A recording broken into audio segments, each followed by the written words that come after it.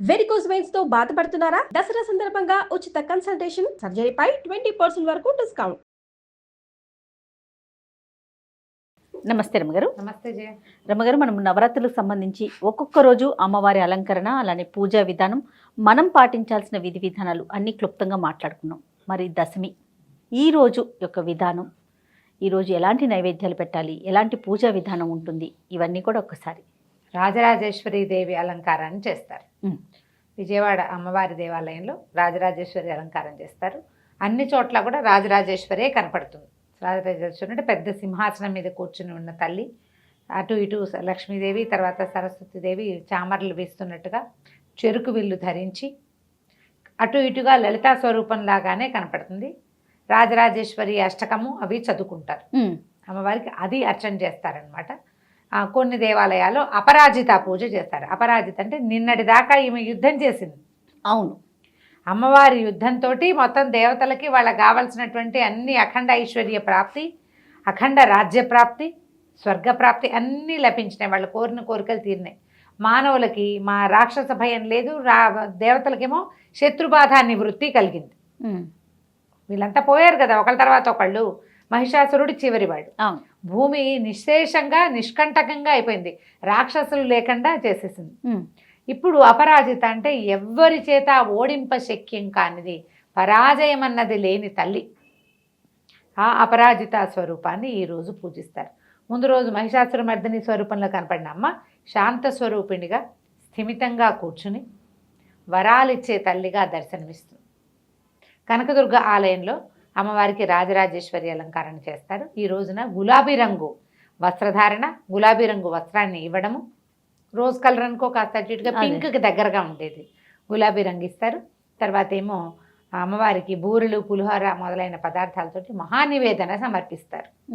మనం ఇళ్లలో చేసుకునే వాళ్ళు అన్ని చోట్ల కూడా చక్కెర పొంగలి నివేదన చేస్తారు. ఈ విజయదశమికి, దశమి నాడు చక్కెర పొంగలి అనేది నియమం. అయితే ఇప్పటిదాకా చేయని వాళ్ళు లేదా చేసిన వాళ్ళు కూడా ఈ రోజున మనం వండిన పదార్థాలన్నిటినీ అమ్మవారికి ఇది నివేదన అని ప్రత్యేక పదార్థం కాకుండా అన్ని రకాల పప్పు, కూర, పులుసు, పచ్చడి, పాయసం చేసుకుంటాం. 10 పదార్థాలు చేసినవన్నీ అమ్మవారికి నివేదన చేయండి. ఇప్పటిదాకా మన పూజా విధానాల్లో ఏదైనా లోపం ఉన్నా, ప్రసాద వితరణలో లోపం ఉన్నా, ప్రసాదం మిగిలిపోయి అటు ఇటుగా చూసి చూడకుండా పక్కకు తోసేవలసిన పరిస్థితులు వస్తూ ఉంటాయి. ఆ అపరాధాన్ని పోగొట్టుకోవటం కోసం మహానివేదనని చేయాలి అమ్మవారికి.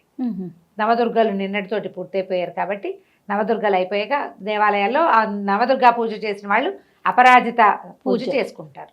మనం కూడా అపరాజిత దేవిని పూజించవచ్చు. అయితే ఏంటంటే ప్రాంతాల వారీగా 2-3 రకాల వివిధ సీమోల్లంఘనము అంటే పొలిమేరల దగ్గరికి వెళ్ళటం, పొలిమేరలకు వెళ్ళి రావాలి. సీమోల్లంఘనం అనేది ఒక ప్రత్యేకమైన క్రియ. పల్లెటూళ్ళల్లో ఊరు చివరి దాకా నడిచెళ్ళు వస్తారు. తర్వాత సెమీ వృక్ష దర్శనం, ఇది తెలిసిందే. మన దగ్గర సెమీ వృక్ష పూజ చేస్తారు. సెమీ వృక్షానికి పూజ చేస్తారు. ఆ సెమీ వృక్షపు ఆకులని పంచుకుంటారు బంగారంగా. ఈ రోజున ఈ సెమీ వృక్షం మీద నుంచి అర్జునుడు తన ఆయుధాలు దించాడని, శమైతే పాపం శమీ శత్రు వినాశని, అర్జునస్య ధనుర్ధారి రామస్య ప్రియదర్శిని అని ఈ శ్లోకాన్ని చెప్పుకుంటారు. ఈ అపరాజిత పూజని రాముల వారు కూడా యుద్ధానికి వెళ్ళేటప్పుడు చేశాడని చెప్తారు. అపరాజితను పూజించిన తర్వాతే ఆయన మన వారధి కట్టారని, మన సముద్రం మీద వారధి కట్టారు కదా, ఆ వారధిని అపరాజిత పూజ అయిన తర్వాతే చేశారని చెప్తారు. కాబట్టి ఇన్ని ప్రత్యేకతలు కలిగినటువంటి ఈ దసరాలో ప్రత్యేకంగా మనం చెప్పుకోవాల్సింది ఏంటంటే, మానవుడు ప్రతివాడు కూడా 10 శత్రువుల్ని మనం పోగొట్టుకోవాలి. ఈ 10 శత్రువులు ఏమిటవి? మామూలుగా మనం చెప్పుకునేవి అరిషడ్వర్గం, కామక్రోధ లోభమోహ మదమాత్సర్యాలు. అలా కాకుండా నిత్య జీవితంలో మనకి 5 జ్ఞానేంద్రియాలు, 5 కర్మేంద్రియాలు ఉన్నాయి. ఈ 10 ఇంద్రియాలని జయించటమే దశహర. ఈ 10ని జయించి అపరాజితులుగా ఉండాలి మనం. వాటి వల్ల ఓడిపోకూడదు, వాటికి లొంగిపోకూడదు. ఆ లొంగని వాడే ముక్తిని, అమ్మవారి సాయుధ్యాన్ని సంపాదించగలుగుతాడు. మహాసామ్రాజ్యాన్ని సాయుధ్యం కావాలంటే ఎట్లా వస్తుంది? జయించవలసినవేంటి? అంతఃశత్రువులు, బాహ్య శత్రువులు కూడా. అంతఃశత్రువులు 6 పక్కన పెడితే 6 కాదంటే ముందు వీటిని జయించిన వాడే వాటిని జయించగలుగుతాడు. అవును, ముందు నాలుకని కంటిని చూసిందల్లా కావాలనిపిస్తుంది, విన్నదల్లా చేసేద్దామనిపిస్తుంది, అనుకున్నదల్లా చేసేయాలనిపిస్తుంది. కాళ్ళు తీసుకెళ్ళిన చోటకి నడిచిపోకూడదు, ఆ, చేతికి తోచింది చేయకూడదు, శరీరమే ఇంపార్టెంట్గా భావించకూడదు, ఎన్నున్నాయి భావాలు. అవునవునవును. వీటన్నిటి జయించిన వాడే పూర్తిగా భగవత్ సాయుధ్యాన్ని పొందగలుగుతాడు. ఆ ముక్తిని సాధించడం కోసం ఒక నియమంగా పెట్టి ఈ 10 రోజులు ఇట్లా పూజా విధానం సలపండి. మెల్లిగా ఏంటంటే నువ్వు ఇది అని చెప్పంగానే వైరాగ్యం అందరికీ వస్తుందా? ఉమ్, ఇవి జయించు వర్గాన్ని అంటే ఈ శారీరక వర్గం ఒకటి ఉంది కదా, జ్ఞానే ఇంద్రియ వర్గం 10. ఉమ్, ఈ 10ని జయించు అనగానే కష్టంతో వస్తుంది. మేము తినద్దా, తాగద్దా, పడుకోవద్దా, వెళ్ళొద్దా, చూడొద్దా అనిపిస్తుంది. అవును. ఒకటి ఇదొకటి. అరిషడ్ వర్గాన్ని జయించాలంటే దాన్ని జయించిన ముందు వీటిని జయించిన వాడే వాటిని జయించగలుగుతాడు. ఉమ్, ఎన్ని వర్గాలు జయించాలి కదా ఎవరైనా. ప్రయత్నము ప్రతి సంవత్సరము చేయాలి.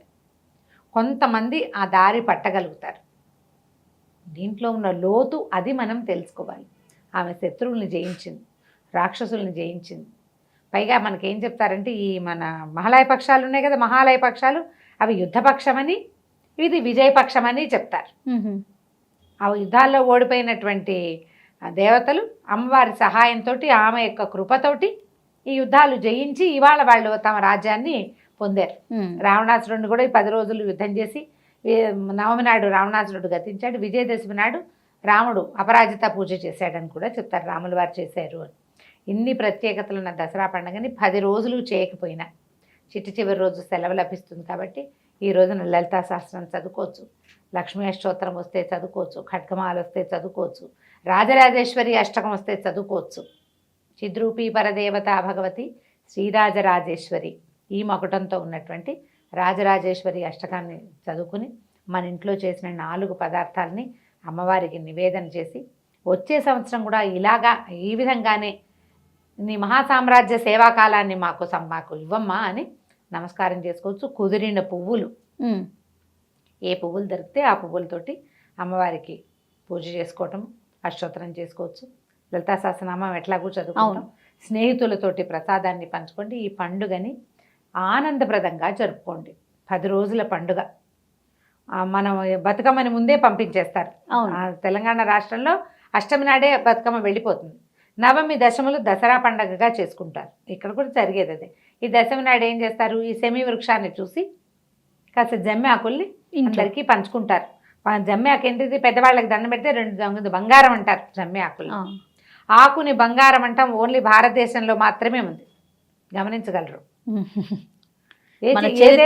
ఏ దేశంలో అంటారు? ఎక్కడా లేదండి, ఎక్కడా లేదు.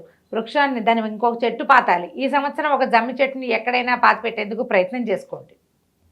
ఎన్ని జమ్మి చెట్లు పాతా ఉంటారు. కుటుంబం ఒకటి పెట్టినా కూడా మనకి పచ్చగా మొక్కలు ఉంటాయి కదా, జమ్మి చెట్లు కనబడవు, వెతుక్కోవాలి, చాలా తక్కువ ఉంటాయండి. దీంతో పాటు పాలపిట్టను చూడడం అనే ఒక ప్రోగ్రామ్ కూడా కనిపిస్తుంది. అవునండి, మనం ఎక్కడ చూస్తాం, పాలపిట్టని టీవీలో యూట్యూబ్లో చూపిస్తున్నారు. నిజంగా అవును, నిజం. ఈ పాలపిట్టను చూడడం కొన్ని ప్రాంతాల్లో ఉంటుంది. పాలపిట్టను చూడడం ఎందుకంటే కార్తెలు మారతాయి ఇక్కడి నుంచి, మళ్ళీ రేపు రాబోయే పంటలు బాగా పండడానికి శుభసూచకంగా పాలపిట్టను చూద్దాం అనుకుంటారు. ఆ పాలపిట్టను చూడడము, సీమోల్లంఘనం చేయటం పాత రోజుల్లో చేసేవాళ్ళు. ఊర్లోంచి బయటికి పొలిమేరలు దాటడం, యుద్ధాలకు వెళ్ళేవాళ్ళు ఈ రోజున వెళ్ళేవాళ్ళు, దశమి రోజు వెళ్ళేవాళ్ళు. యాత్రలు ప్రారంభం కూడా విజయదశమి నాడు ప్రారంభించేవాళ్ళు. అప్పుడు ఇలా ఒట్టిగా వెళ్ళిపోయేవాళ్ళు కాదు కదా, జాగ్రత్తగా వెళ్ళేవాళ్ళు. అవునవును. మళ్ళీ వెళ్ళిన ప్రయాణం అంతా కాలినడక, అడవులు, దారులు ఎలా ఉండేవి. అప్పుడు దోపిళ్ళు జరిగేవి, ప్రమాదాలు జరిగేవి, జంతుజాలం ఏదైనా క్రూర జంతువులు పాలిట పడేవాళ్ళు, దిక్కుమాలిపోయిన పరిస్థితులు ఉండేవి. అందుకని అవి జరగకుండా ఉండడం కూడా ఈ సీమోల్లంఘనం చేయడం, పొలిమేర దాటడం ఇలా మంచి రోజుల టైంలో చేసేవాళ్ళు.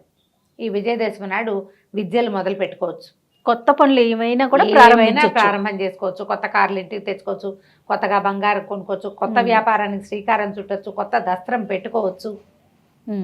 చాలా పనులకి విజయదశమి అత్యద్భుతంగా ఉంటుంది. ఈ రోజున మొదలుపెట్టిన ఏ పనైనా విజయాన్ని సాధిస్తుంది అని చెప్తారు. అలా విజయాలను ఇచ్చేటువంటి విజయదశమి శుభాకాంక్షలతో ఈ 10 రోజుల దసరా కార్యక్రమాన్ని ముగిద్దాం మనం. తప్పకుండా రమ్మగారు, మరొకసారి మీకు కూడా దసరా పండుగ శుభాకాంక్షలు అండి. నమస్తే. సుమన్ టీవీ ప్రేక్షకులందరికీ దసరా పండుగ శుభాకాంక్షలు.